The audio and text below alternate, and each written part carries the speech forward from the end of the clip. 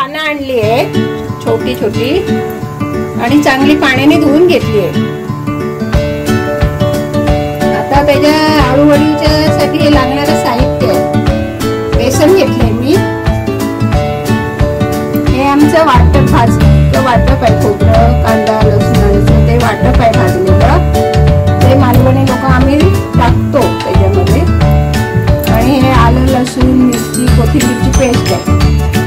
चवीनुसार मीठ, हिंग, हळद, भाजका मसाला मालवणी, गूळ घातलेलं आहे आणि हे चिंच.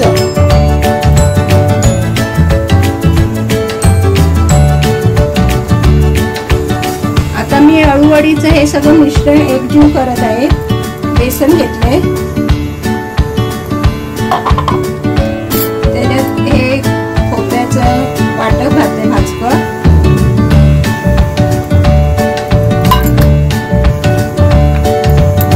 हळद घातली, मसाला आवश्यकतेनुसार मसाला घ्यायचा तुम्ही कमी जास्ती. आलं लसूण पेस्ट 2 चमचे.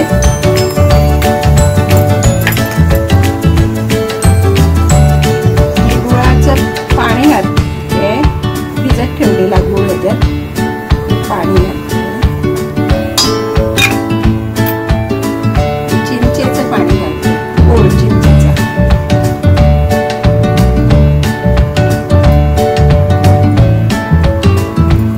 अळूच्या पानांना कुठल्या खाज असते ना, खाजाळू असते म्हणून त्याच्यासाठी आंबट घालायचं.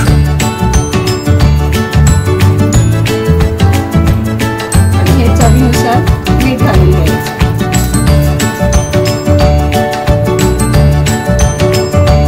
आता हे सगळं मी मिश्रण एकजीव करत आहे.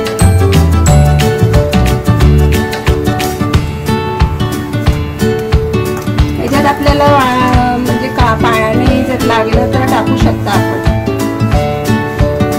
आता तुम्ही बघताय असं पाणी मला लागणार आहे. मी थोडं थोडं करून पाणी एकदम पातळ करायचं नाही आपल्याला. जरा जाडसरच त्या पानांना आपल्याला लावायचं राहिलं पाहिजे.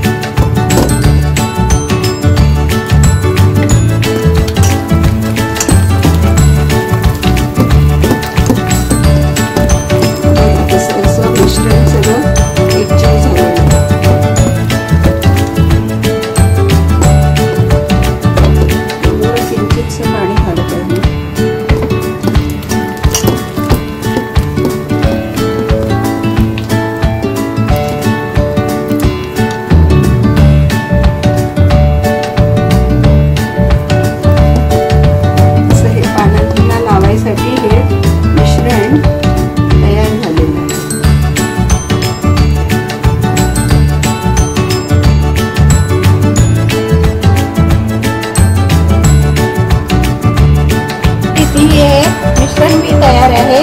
आता मी ते पानांना लावून घेते. तर तुम्हाला दाखवते कशा प्रकारे लावायचं काय. असे हे पानांना लावून घ्यायचं मिश्रण. हे मिश्रण पण असं जरा जाडसर पाहिजे. पातळ एकदम झालं तर मग परत पानांना चिकटणार नाही आणि निघून जाणार. तर मिश्रण अशा प्रकारे लावून घेतलं मी.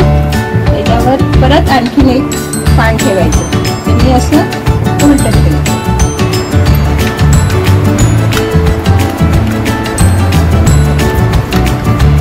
अशा प्रकारे पानांना सगळं व्यवस्थित लावून घ्यायचं. कारण आपल्याला नंतर ते गोळे बनवताना व्यवस्थित झाले पाहिजेत. आणि आहे आळूवडी कसे आता पावसाळ्याचेच अळू येतात ना, ते मग लोक अळूवडी करत असतात अधूनमधून. खायला अगदी छान लागतात. अशा प्रकारे मी हे मिश्रण 4-5 पानं मी घेतली आहे. त्याच्यावर लावून हे मिश्रण घेतलं आहे. आता हे आपल्याला कसं बनवायची गोळी ती तुम्हाला दाखवते.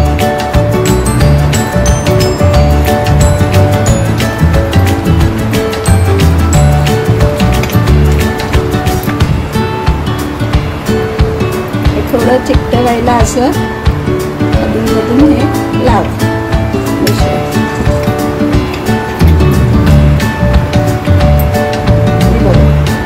अशी ही पोळी आपली तयार झाली आहे.